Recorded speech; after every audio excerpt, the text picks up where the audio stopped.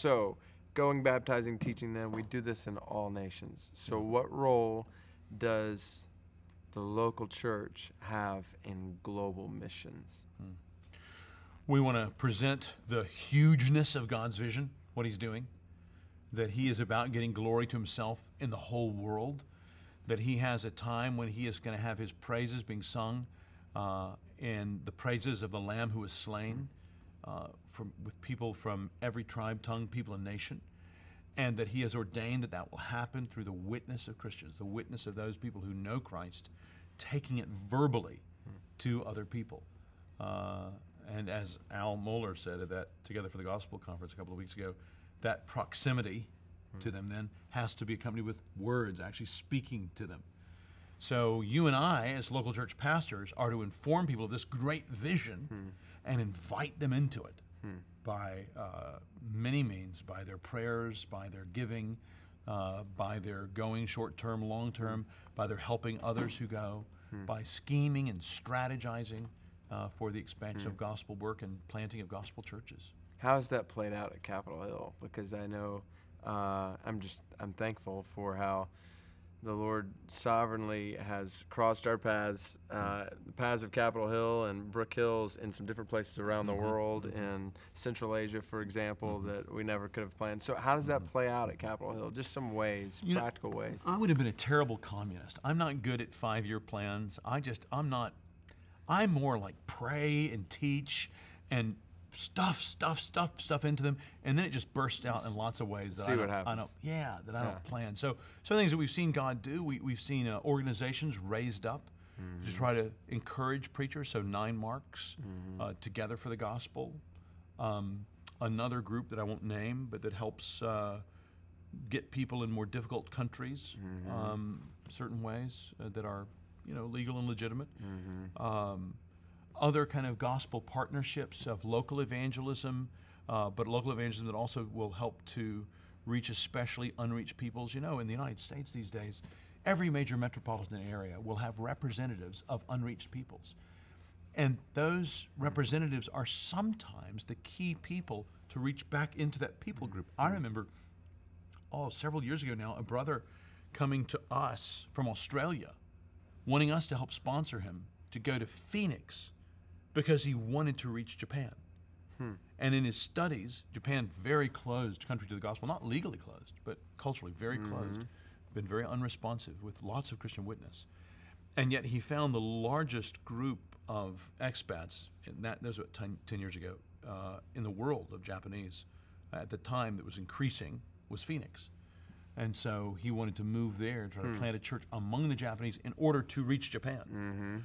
So there's lots of ways that even when we're in North America, when we're in American cities, there are things, certainly if you're in an American college or university, you can just relate to all your friends that look just like you, that are from your same county, or you can decide self-consciously to go with a person who speaks broken English or to try to learn their language and spend time with them on Friday night, show them what an American would do. Try to get to know them and build them into your life. Invite them home with you for Thanksgiving or for the holidays. We found such powerful witness among students in Washington. When we have students coming from very closed countries, but when we just open them up and receive them to our homes, help them with the language, help them with living here, and teach them the gospel, we have seen month by month, sometimes week by week, conversions that bear great fruit. So when it comes to the average local church, thinking how can we send people out, whether it's in global missions or just training up pastors and church leaders, what kind of counsel would you give to brothers to think, yes, I want to shepherd? So I'm talking about pastors or church leaders in particular here. We want to lead this church responsibly, but we want to have a view toward multiplying churches and sending people out. Should that be there in church leaders? And if so, how can they cultivate that? Yeah, if someone doesn't have that, they should not be an elder or a pastor in a church. So that's a non-negotiable. Now, if you're just ignorant and you need to be instructed in it, that's fine.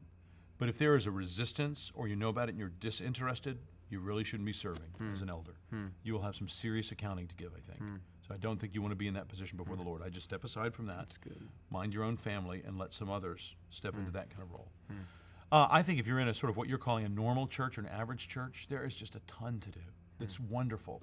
I think sometimes, I just know from talking to pastors all the time, some pastors will look at other churches and they'll think, oh, Brook Hills can do all this stuff, but, we're not big like them. We don't have those kind of resources. Well, that just means there's different things you're supposed to do.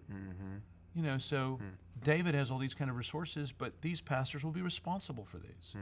And praise God for Secret Church. Praise God for, Radical and the things you're trying to do through this ministry. I mean, great things to do, your responsibility, your accountability. The guy that what he feels the average church, he's going to have other responsibilities. Just like every part of the body has different gifts, you're going to have gifts that you're responsible for. I mean, you couldn't be a pastor of a more average church than I was coming to Capitol Hill. 130 people, mainly in their 70s and 80s, in a not great area at the time of the city. And, I didn't do anything extraordinary, just trying to preach and pray and evangelize. And I would just say be faithful in those things that you can see to do now, and step forward, teach others, lead them to step forward, and see what God will show you next.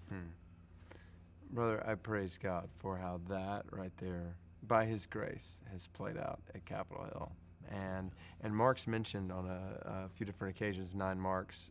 You may or may not be familiar with 9 Marks, but 9marks.org is the website. Isn't that right? Yeah, the number 9marks.org. And I know pastorally, as well as our church leaders, it's part of the discussion we're having among elders tonight, have just benefited tremendously from the resources that God, by His grace, and it's not just Capitol Hill Baptist Church, it's a whole really network of churches and church leaders, who are together on many things, who may even have some differences on some things, but who want to see healthy churches, and so there's just a wealth of resources there that I would highly recommend. So, Mark, thanks for this time. Thank you, brother. Thanks. Always a joy talking about these things. Well, just thanks for leading by example in these things, the fruit of your life. I'm just thankful for God's grace in you.